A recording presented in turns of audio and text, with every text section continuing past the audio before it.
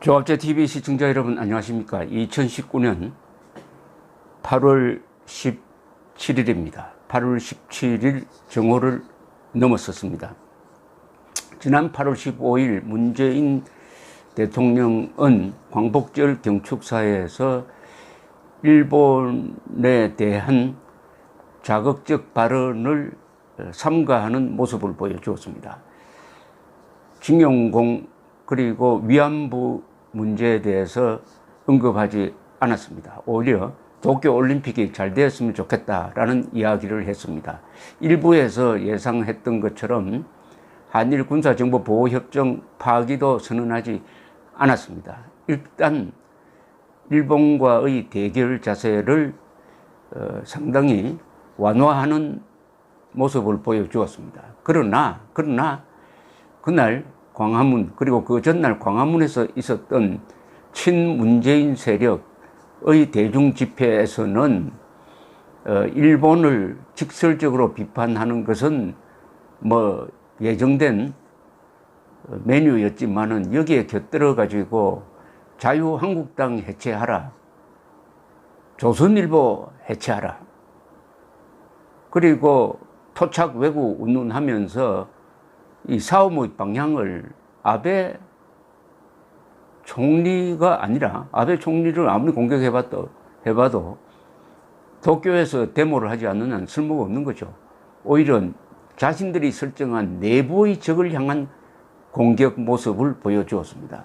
이게 이중적입니다. 정권은 일본에 대해서 상당히 약한 모습을 보여주었습니다. 후퇴하는 모습을 보여주었어요. 살기 등등 하더니 한풀 꺾이는 모습을 보여주었습니다. 그런데 지지 세력은 방향을 바꿔가지고 한국 안에서 적을 찾고 있습니다. 내부의 적을 찾고 있습니다. 아니, 일본을 적으로 설정했으면은 내부가 단결해야 될 것 아닙니까? 그런데 막상 적과는 제대로 싸우지 않고 안에 있는 만만한 국민 야당을 상대로 지금 싸우는 이런 자세가 뭘 의미하느냐 하는 것은 내년 총선에 친일 반일 프레임을 가지고 이겨보겠다는 그런 계산이다. 문재인 정권의 이중적 자세를 잘 보여주고 있습니다. 그러나 이게 굉장히 위험합니다. 문재인 정권이 위험하다는 거죠. 결국은 문재인 아베 정면 승부에서 누가 이기느냐 하는 결판이 나게 되어 있습니다. 이게 무승부로 가기에는, 지연전으로 가기에는 어려운 상황입니다. 그러면 문재인 대통령이 아베 총리한테 이겨야 됩니다. 무승부가 되든지 만약 지는 모습을 보여주면 당장 제2의 이완용, 당신들이 말했던 매국노는 누구냐? 이렇게 나올 것이고, 그것은 문재인 정권의 기반을 흔들게 될 것입니다. 지금 친일 반일 프레임으로 재미를 보고 있다고 생각하지만 이게 부메랑이 될 때 그런 예측을 하게 하는 게 일본 측의 반응입니다. 8월 15일 문재인 대통령이 그렇게 좀 부드러운 자세를 취했지만은 일본의 반응은 아주 냉담하게 나오고 있습니다. 어제 고노다로 일본 외무상은 문재인 대통령은 국제법 위반 상황을 시정하는 리더십을 발휘하길 바란다, 이렇게 답을 했습니다. 문재인 대통령은 국제법 위반 상황을 시정하는 리더십을 발휘하길 바란다. 이분이 지금 세르비아를 방문하고 있는데, 세르비아에서 기자들을 만나가지고 광복절 경축사회에 관련해가지고 기자들이 질문을 하니까 한국 측이 국제법을 위반한 것을 해결해야 한다. 한일 양측간 밀접하게 의견을 주고받고 있다. 경제산업성의 실무선에서 한국 측으로부터 일본을 화이트리스트에서 제외할 방침과 관련한 정보를 받을 수 있도록 부탁하고 있는 중이다. 그리고 일본에 대해서 한국 정부가 화이트리스트에서 제외한 것은 일본 경제에는 영향이 별로 없다라고 정리를 했습니다. 우리 외교부에서는 이 외무상 발언에 대해서 동의하지 않는다. 양국 관계 안정적 관리에도 도움이 되지 않는 발언이다. 라는 뜻을 외교 채널을 통해서 전하겠다고 했는데, 아베 신조 총리는 어제 북한의 미사일 도발에 대해서는 또 언급을 했지만 문재인 대통령의 연설에 대해서는 또 언급을 하지 않았습니다. 그러니까 외상이 대응하는 그런 모습을 보여주고 있습니다. 여기에 대해서 도쿄의 외교 소식 등은 아베 총리는 지난 6일 히로시마 원폭 투하 74주년 기념식에 참석할 때 기자들에게 이야기한 것이 한국에 대한 입장 표명이고 이게 일종의 최후 통첩이다라고 해석을 했습니다. 이때 지난 6일 아베 총리는 한국이 일한 청구권 협정 위반 행위를 일방적으로 하면서 국제조약을 깨고 있다. 한국 측에 적절한 대응을 강력히 요구한다. 라고 이야기했습니다. 그러니까 일본이 문제 삼는 것은 간단합니다. 청구권 협정으로 징용공 배상 문제는 해결되었다. 그런데 이 청구권 협정과 어긋나는 대법원 판결이 한국에서 나왔다. 그것은 한국 정부가 해결해야 되지. 그 판결에 기초해가지고 일본 회사의 재산을 압류하는 그런 조치를 취하면은 그것은 청구권 협정이 깨어졌다고 볼 수밖에 없다. 그러니까 한국 정부는 우선 청구권 협정을 지킬 거냐 말 거냐, 청구권 협정에 대한 입장을 표명하라, 이런 이야기입니다. 그런데 문재인 대통령의 지금까지 대응은 거기에 대한 정면 무슨 답변이 나오는 것이 아니라 삼권 분립의 원칙, 그리고 민주주의의 원칙, 그리고 식민지 지배에 대한 일본의 반성이 필요하다는 이런 이야기를 하고 있습니다. 완전히 일본이 묻는 것과 문재인 대통령이 답변하는 것이 빗나가고 있습니다. 서로 엇나가고 있습니다. 문재인 대통령은 국내적 논리로 일본을 설득하려고 합니다. 그런데 이게 먹히지 않는 게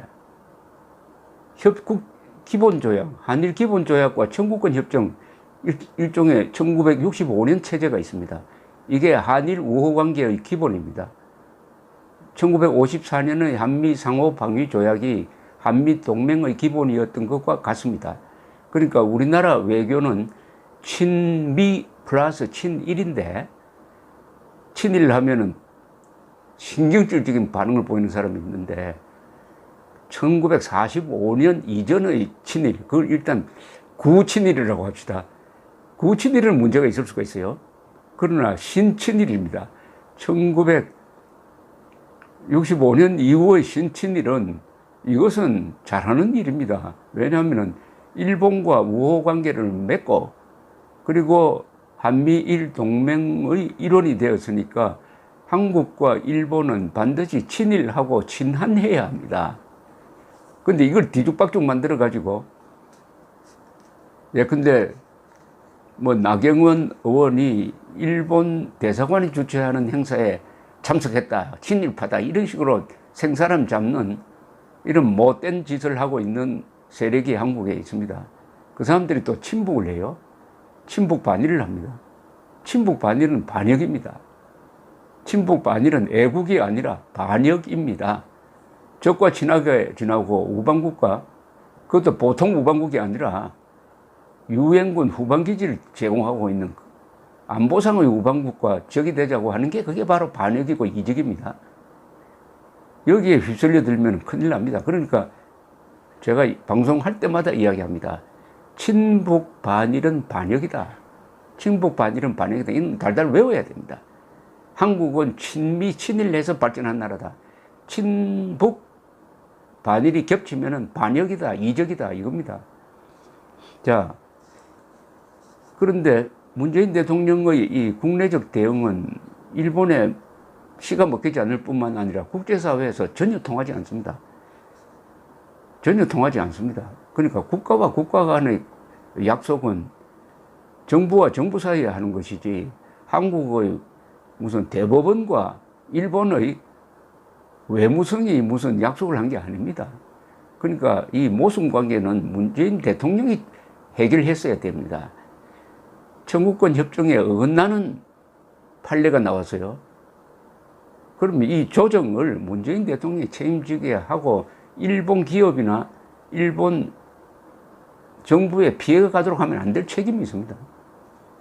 우리 안의 문제를 해결 못 해가지고 일본을 자극하게 하고 일본이 대응을 하도록 만들어가지고 또 그런 대응이 나올 걸 뻔히 예상을 하면서도 전혀 준비를 하지 않는 상태에서 완전히 기습을 당해 놓으니까 지금 대응 논리가 없습니다. 문재인 정권이 일본의 공세에 대한 대응 논리가 없다는 겁니다. 그 대응 논리가 내세우는 거지만 그건 국내적 대응이에요. 일본에 대한 설득력도 없고 미국에 대한 설득력도 없고 그러니까 미국이 한국 편을 들지 않고 오히려 일본 편을 들어버렸습니다. 중국 또한 마찬가지입니다. 중국도 한국 편을 들 수가 없어요. 북한만이 한국 편을 드는데 이게 무슨 도움이 되겠습니까? 그런데 이 상태가 어떻게 오래 갈 거냐? 그러니까 문재인 대통령의 출구는 뭐냐? 출구 없습니다. 입장이 있어야 출구가 있는 거죠. 이것은 지금까지 문재인 정권과 우리 문재인 정권을 따라가는 세력이 벌리고 있는 것은 일본에 대한 공격이 아니라 한국 사람에 대한 자유한국당이나 무슨 조선일보나 이 반일 종족주의라는 글을 쓴 이영훈 교수 같은 사람에 대한 공격입니다. 일본에 대해서는 공격해도 그게 아무 효과가 없습니다. 그러니까 만만한 한국 사람을 적으로 만들어가지고 지금 공격을 하는데 이 상태가 오래 갈 거냐? 계속 갈 거냐? 계속 문재인 대통령의 지지율이 올라갈 거냐? 천만의 말씀입니다. 그렇게 오래 가지 않습니다. 링컨의 말을 또 인용을 해야 되겠는데 일부 국민을 영원히 속일 수가 있습니다. 모든 국민을 잠시 속일 수가 있습니다. 그러나 모든 국민을 영원히 속일 수는 없습니다. 이 사태, 문재인 정권이 아베 총리 앞에서는 작아지고 대한민국 국민 앞에서는 사나워지는 이런 사태가 가다가 문재인 대통령이 결국 아베에게 참패했다 하는 결과가 나왔을 때 억눌려 있던 우리 국민들의 감정이 대폭발해가지고 제2의 이완용이다, 매국노다 하는 이야기를 자유한국당에 대해서 하는 것이 아니라 청와대에 대해서 문재인 대통령에 대해서 쏟아부을 때가 지금 다가오고 있다 하는 생각이 듭니다. 감사합니다.